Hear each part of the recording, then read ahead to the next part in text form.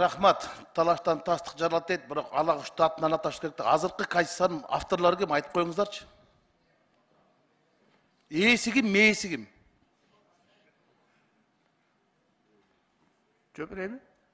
Урматтуу Рускелди Чыныбеков, жана мен башында маалымат бербедим бе? Жо, мен сіздің маалыматыңыздың түшінген жоқпын. Мынау документтерде бір дағы депутаттың қолы жоқ. Эми аппаратқа біз бәрін айттық эле. Берсеңер, аппарат барбы?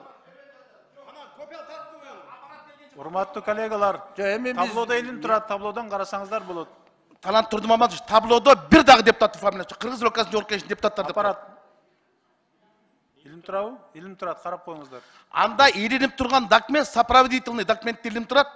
1 мартта кіріптір. Анан 1 мартта кірген документте Акматов алмасты. Көрсетіп коюңуздар. Açıp көрсетіп коюңула. Талант Турдумаматович, биринчи документте 65 депутаттың қолы тұрады. Анан айтып коюңуздарчы, Акматов алмас. Кечели жер көрдік қой, ал қантып қол қойды? Өліп қалған кишиден қантып қол қойдыңдар? 1 мартта ал қантып қол қойды? Дүйне салып кетті ғой. Қуанышбек Жумалиев түрмеде жатыр ғой, қантып қол қойды? Мына қарачы документ. Мына биринчи таблода, мониторда документ. Рускелди Чыныбекович, сиз Мына мен документ айтып отам. Юридикалык мындай жол жобосу бар өзүнүнчө. Демилге кылганда. Жоқ, 1 мартта кирип атат. Анда 65 депутат болот атат. 80 жоқ берди. 65 эмес, ошол турат ошол жерде илин. Мен санап атам. Талант Турдумаматович, карап койсоңуз. Аппаратыңызга санап чыгыңызчы. Аппарат көрсөтүп койгула. Документ биз мындайда капка шибеген салып алып келдиңер да. Референдум жөнүндө мыйзам деп турсуздар, баш мыйзамды киргизип атасыңар. Алдыбагыла. Бөрүбашевдин колу менен кирди мына. Инструкциясы менен кирди мына. Инструкция менен Конституцияны кабыл албайт. Конституция менен конструкциянын айырмасы бар. Конструкция бир эле киши, конструктор. Конституция 1000 киши болот. Анан Бөрүбашев менен киргизип, жогорку кеңешке комитеттен чыкканда бир дагы депутаттын фамилиясы жок кирди. 80 депутаттын фамилиясы жок.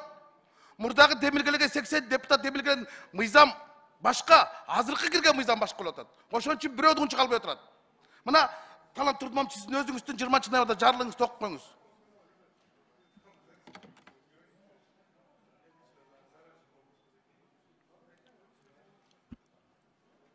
Сиздин жарлыгыңыздын 2 пункттан жазылып турат.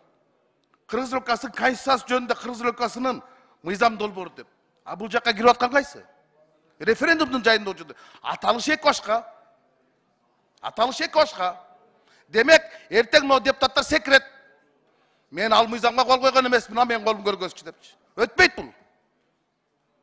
Анан жөн эле ушул жерде жанагы докем айткандай көтөн зордукка эле салып бербегиле да. Өкүм зордукка да. Оюңузду бүтүрүп алыңыз 10 секунд.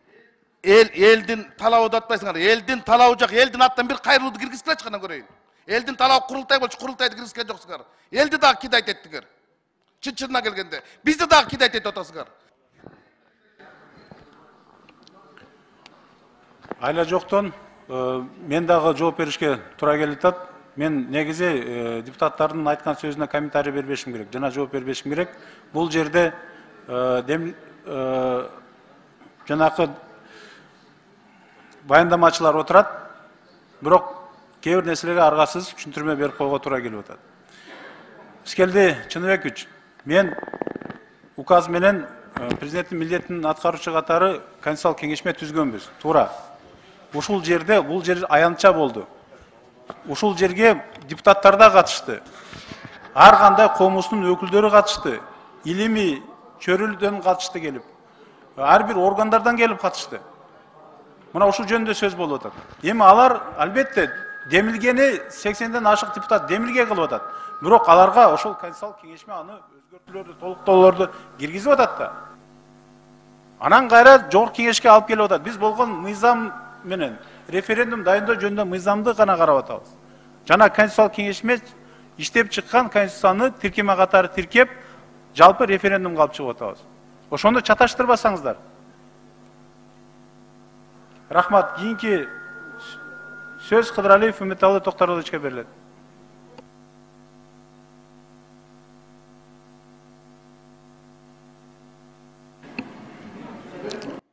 Birinci mikrofon. Birinci mikrofon. Birinci Талант mikrofon. Талант Турдумамыш, мен сиздин түзгөн Конституциялык кеңеш боюнча менде каршы пикир жок. Туура иштеп чыктык колундан келишинче.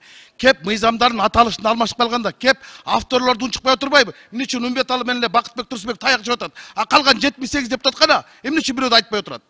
Булардын бардыгы эртең силердики дейт этет. Мен ошолорду айтып атам. Чогуу түштүңөрбү? 80 депутат бияка чыгып айткыла мына биз авторбуз деп. Алгыла мойнуңарды эл алдында жоопкерчиликти албайсыңар. Анан Конституциялык кеңешпе шылтып атасыңар. Конституциялык кеңешпе парламентке шылтып атат. Башаламан болуп атат. Ээси керек, мээси керек да. Эл бирдекени билиш керек да өзүнүн уулдарын, кыйындарын. Ошону эле атам. Атак бардыгы Конституциялык кеңешпеге мен каршы пикирим жок. Биз мыйзамды бузуп туруп кабыл алып атабыз. Баш мыйзамда көргөзүлгөн эмес. Биз өзгөртүүдү киргизе алабыз, жаңы мыйзамды киргизе албайбыз. Вот здесь ошибка. Рахмат.